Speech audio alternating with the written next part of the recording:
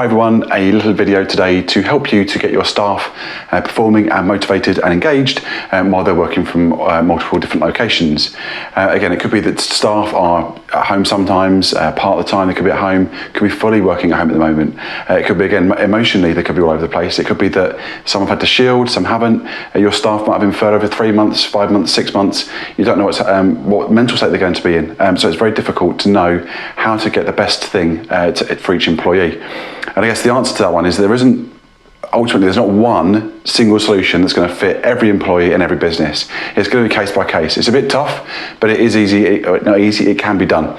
The first thing to do is to set a clear expectation. So what is expected of your employee, but not only that, what are they expecting of you? Get the two-way communication channel going on to make sure that you know what expectations are on both sides. On top of that, the clear communication channels. Make sure that it's very easy for people to get in touch and to have a conversation. So how does that work in reality? Well, realistically, again, if someone's been on furlough for 3 months and then you bring them back into the office and they're working again flat out, straight away, every single day, it's going to get very easy for them to burn out. Someone I spoke to just today, they've had 5 months out, but they're actually able to work from home 3 days a week and go back to the office 2 days a week. And it'll be that gradual transition about how they're going to best balance them back in again.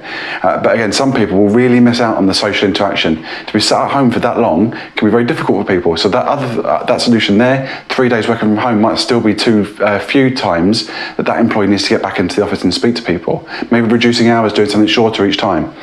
But then what you've got to do, once you've had that thought, it is the frank conversation. There needs to be a frank conversation, two-way between you and your employee or employee and your boss, to make sure that you're having a conversation about what you might think is best for you.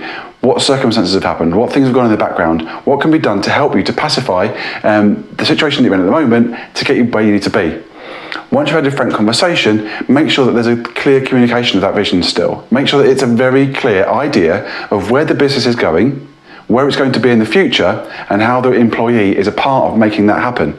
If they feel a part of that, there's a vision that everyone aligns to, and they've got a frank and open, easy way to communicate, they'll find themselves in a much better place to perform. And that won't matter if they're at home, whether they're in the office all the time, and if different people are in different situations. Having a combination and a balance, if everyone feels a part of where you're going, and if everyone knows what's expected of them, you're going to find your output from your team a lot better, and they're going to be a lot happier.